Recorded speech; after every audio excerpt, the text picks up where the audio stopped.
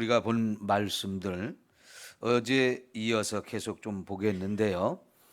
우리가 하나님 말씀을 잘 순종하고 살면 상을 주신다 그랬는데, 어제 그 상 중에 첫 번째 하나님이 우리에게 물질적인 축복을 주시는 부분에 대해서 말씀을 나누었고요.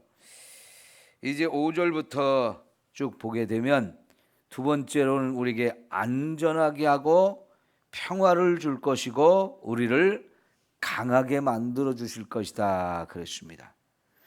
자, 여러분, 우리가 이 땅에 살면서 안전에 대한 것도 너무너무 중요하죠.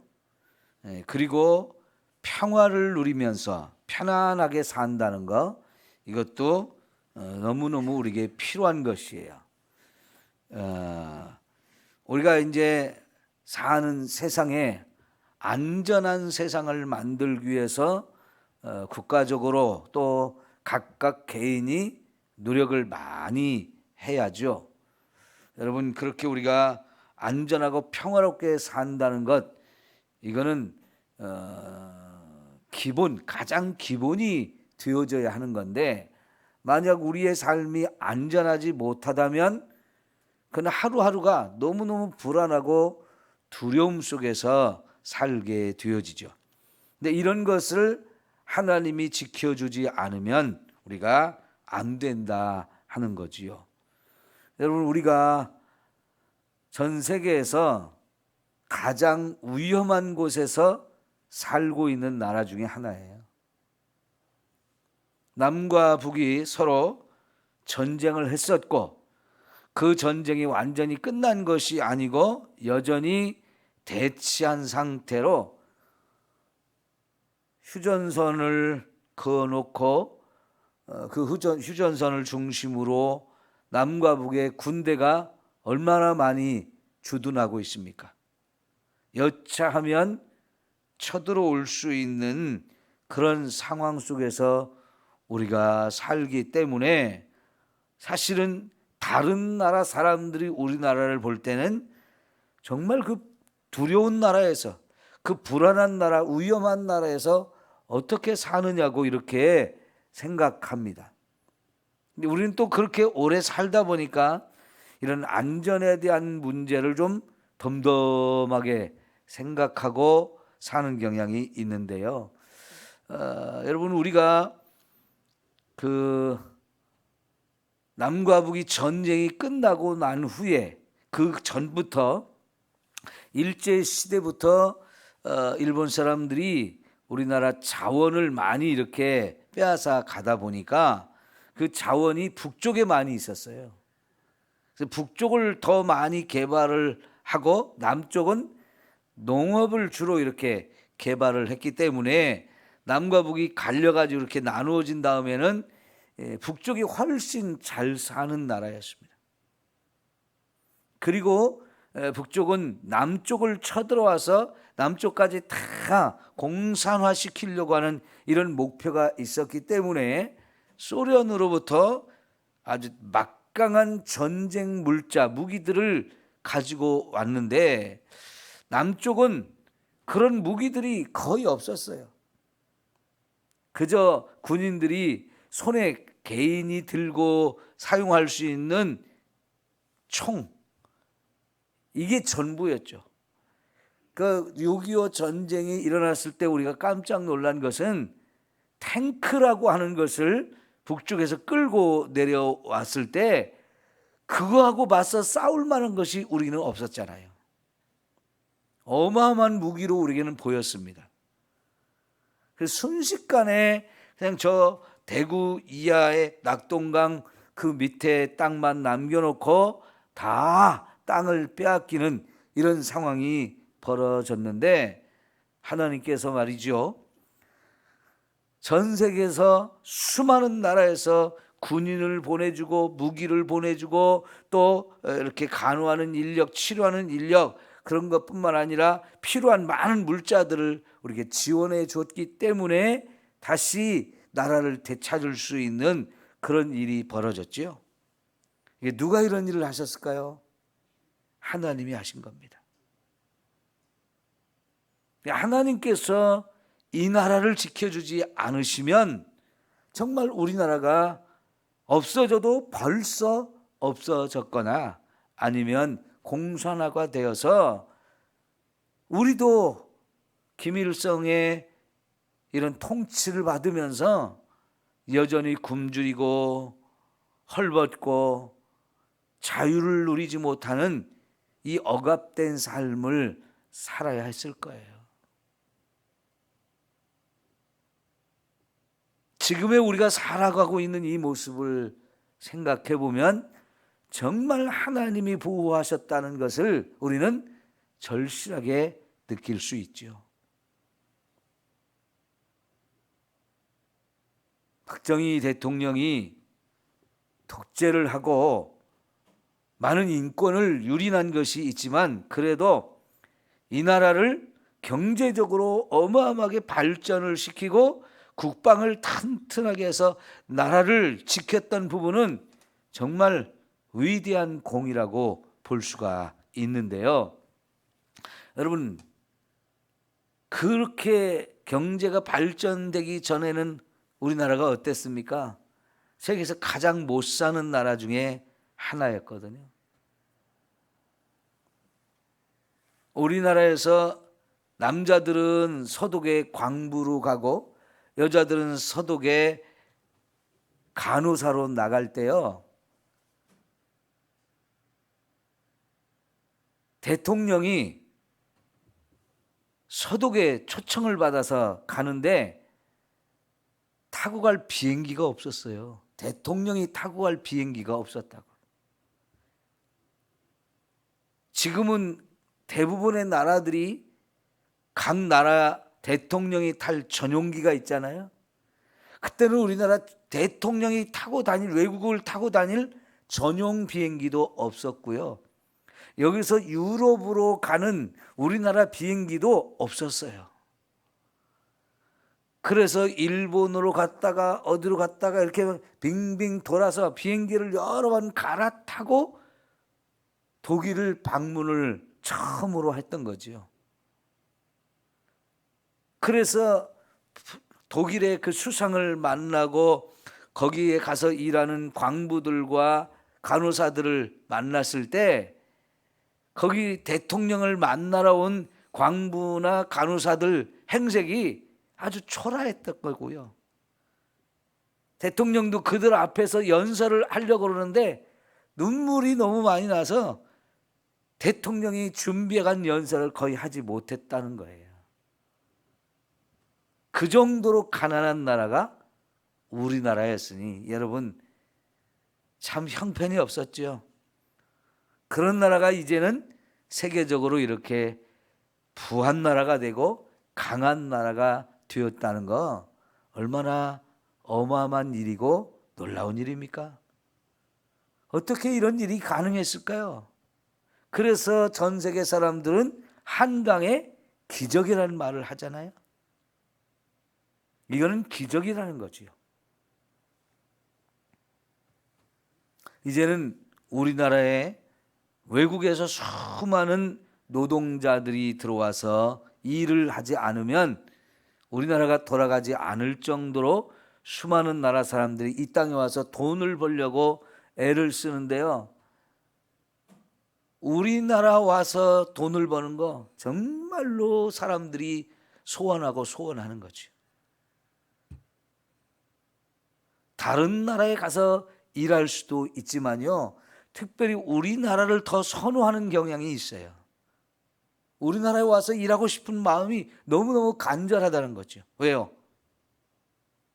그만큼 이 나라가 일하기도 편하고 돈도 많이 벌고 안전한 나라이고 여러 가지로 좋다 보니까 우리나라에 와서 일하고 싶은 그런 상황이 된 거죠. 여러분, 북한이 핵무기를 만들고 어마어마한 미사일 같은 것들을 만들어서 우리와 전 세계를 위협하고 있지만은 미국이라고 하는 이런 나라를 우리하고 친하게 만들어서 그 미국이 또 그런 핵무기로 우리를 또 보호해 줄 수 있는 이런 역할들을 또 하게 하시잖아요. 그거는 우리나라의 위치가 그만큼 중요하기 때문이란 말이죠. 예전에는 소련을 막아야 됐고 중국을 또 막아야 되는 이런 상황에 우리나라 위치가 그만큼 중요하기 때문에 미국이 우리나라를 포기할 수가 없는 거죠. 그래서 하나님은 이렇게 저렇게 해서 이 나라를 지켜주고 계시는 것을 보면 정말 우리는 감사하지 않을 수가 없는 거지요. 여러분, 하나님께서 이스라엘 백성들을 가나안 땅으로 들여보내서 이스라엘 백성이 그 땅에 들어가서 살게 되어졌는데 막상 살아보니까 사방이 다 적이었어요. 그러죠? 이 이스라엘이라는 나라를 두고 다 적개심을 가지고 있단 말이죠. 심지어는 남쪽에 에돔이라는 나라, 동쪽에 모압과 암몬이라는 이런 나라들은 이스라엘과는 혈연 관계에 있는 나라예요. 아주 인간적으로 가까운, 사실은 혈연이면 피는 물보다 진하다는 우리 말이 있습니다만은 정말 가까운 존재거든요. 그런데 여러분, 이스라엘 백성들이 그 가나안 땅에 들어와서 사는 것을 그 사람들이 정말 또 싫어해요. 그러면서 함께 살면서 서로 가깝고 친밀하고 이렇게 하면 좋은데 계속 공격하고 망하게 하려고, 또 이스라엘이 다른 나라의 공격을 받아서 고통을 받으면 그걸 기뻐하고 즐거워하는 이런 모습들을 보게 되는데요. 그런 혈연적으로 아주 가까운 이런 나라도 이스라엘을 괴롭히는데 다른 나라는 어떻겠어요? 사방으로 다 둘러싼 나라들이 다 적이 되고 공격하고 빼앗아 가려고 온갖 애를 쓰는 모습들을 보게 되는데 왜 하나님은 이스라엘 백성들을 그런 곳에 땅을 주고 거기 가서 살게 하셨을까요?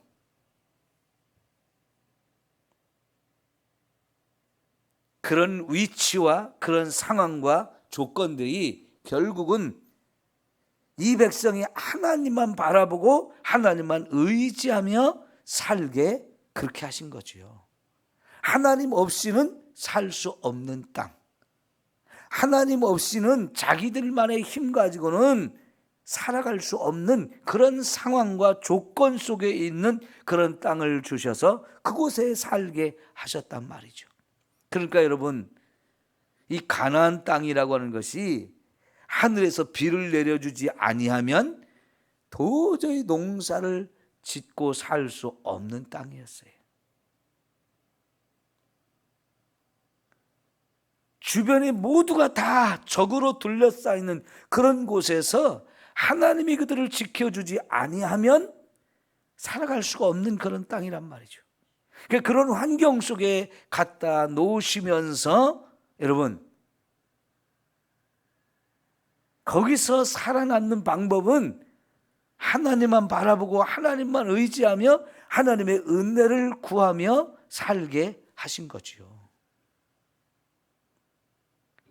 사실 이 가나안 땅하고 애굽이라는 땅하고 비교하면 너무너무 비교가 많이 됐죠.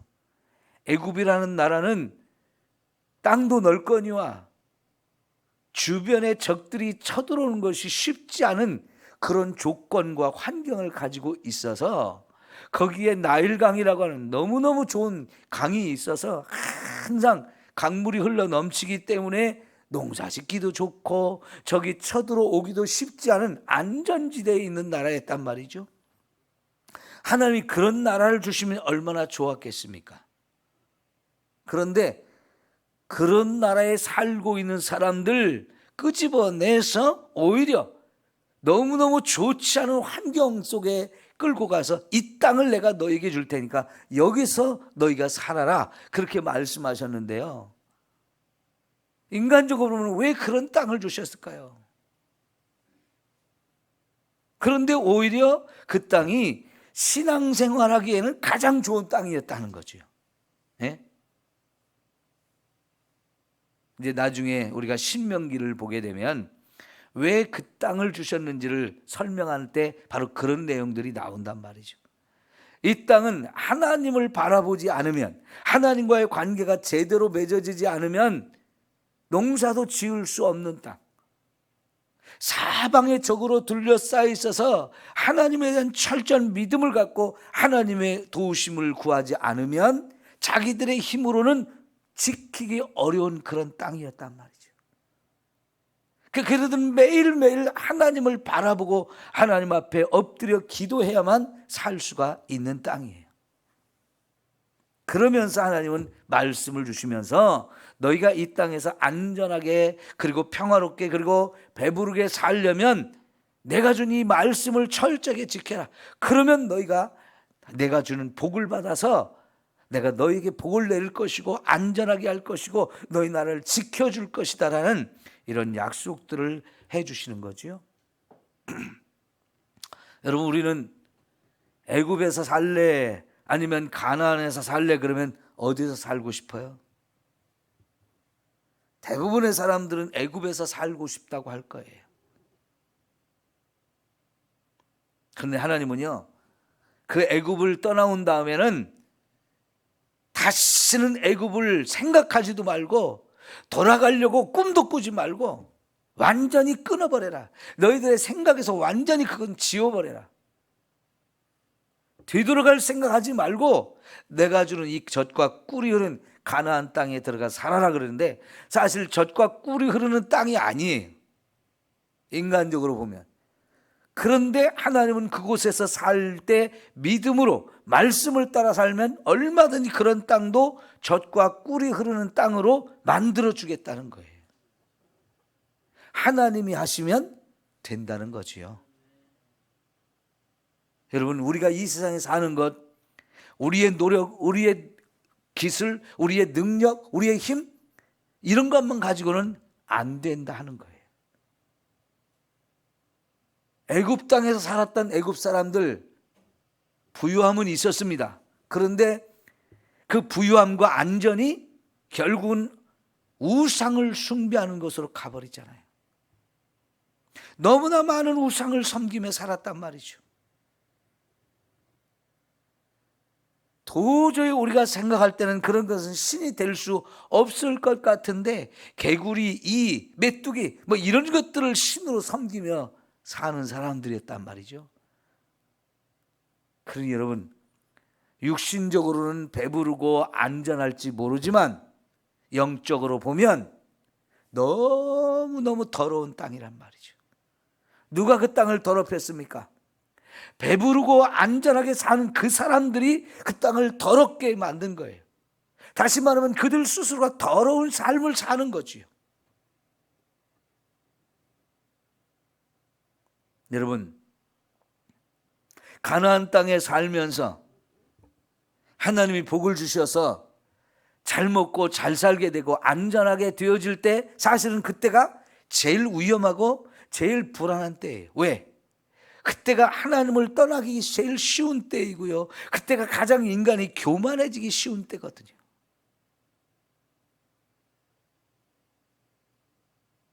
여러분, 이런 것이 우리를 스스로 망하게 하고 우리를 스스로 위험에 빠지게 만드는 거예요. 하나님 없이 사는 인생 다 그렇습니다. 그래서 우리가 하나님을 믿고 하나님을 의지하면서 살아야 되는데 그 하나님을 믿는 가장 확실한 방법, 하나님 말씀대로 살라는 거예요.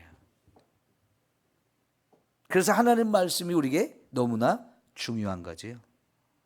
성도 여러분, 우리 매일매일 하루하루를 살아갈 때 그냥 살아가면 안 됩니다.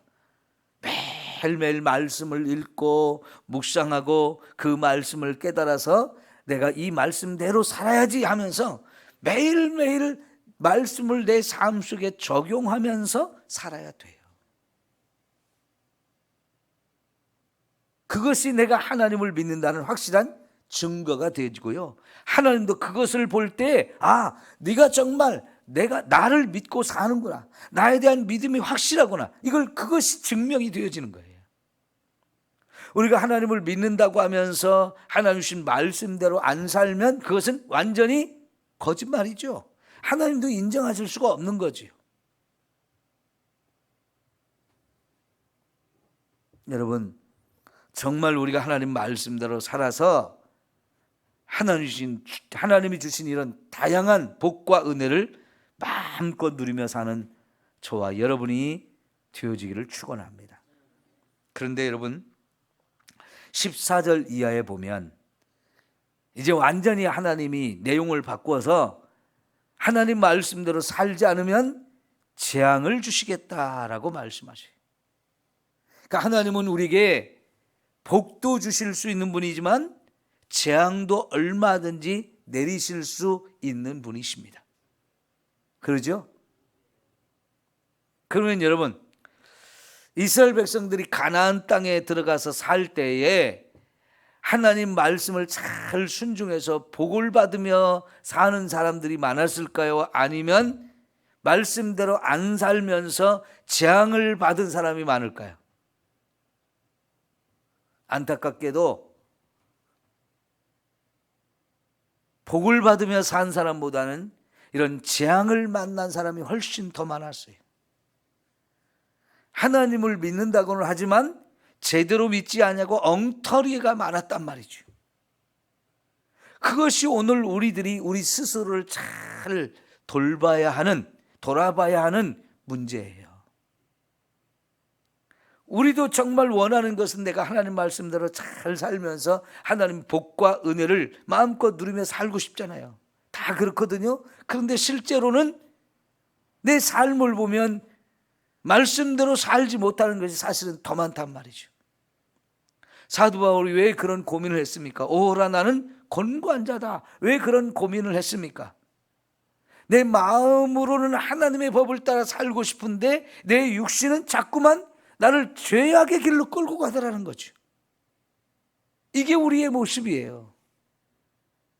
사도 바울과 같은 사람도 그런 고민을 하고 그것 때문에 안타까워서 하나님 앞에 막 엎드려 자기를 쳐서 복종시키며 자기를 십자가에 못 박는 삶을 매일 살아가는 이유가 뭐겠어요?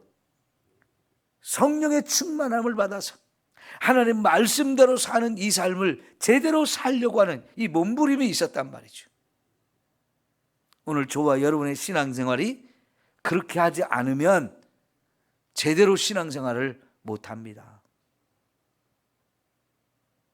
그래서 결국은 하나님을 믿으면서도 복과 은혜를 누리며 사는 게 아니고 재앙을 만나고 저주 가운데 사는 일이 너무나 많은 거예요. 여러분, 우리는 그런 일들을 통해서 우리의 신앙생활을 점검하면서 매일매일 하나님 앞에 몸부림쳐야 돼요. 이제 이 새벽에 왜 우리가 이렇게 자꾸만 하나님 앞에 매일같이 와서 예배하는 겁니까? 저도 그렇고 여러분도 그렇고 매일매일 새벽을 깨워서 예배 자리에 오지만 쉽지 않죠? 이 새벽에 잠자는 게 얼마나 달콤합니까? 얼마나 좋습니까? 근데 그 새벽잠을 설치면서 나와서 예배 드리면서도 졸려가지고 설교 듣기도 힘들고 기도하기도 힘들고 그러죠? 그럼에도 불구하고 왜 우리가 이렇게 새벽을 깨우면서 일주일에도 몇 번씩 매일매일 또 이렇게 하나님 앞에 와서 예배 드리면서 합니까? 말씀을 배우고 말씀을 깨달아서 그 말씀대로 살아야 하기 때문에 그런 거죠. 몸부림치지 않으면 안 돼요. 몸부림을 쳐야만 저와 여러분의 삶이 말씀에 순종하는 삶이 되어질 수 있어요. 대충 신앙생활에서 뭐가 될 수 있다? 아니요. 그건 아닙니다. 대충 해서 될 수 있는 것 없어요. 이왕의 신앙생활하는 거 철저하게 합시다. 제대로 합시다. 바르게 합시다. 하나님이 인정할 수 있는 그런 신앙생활을 해야 합니다. 그래야 하나님이 마음껏 우리를 축복하시거든요. 기도합시다.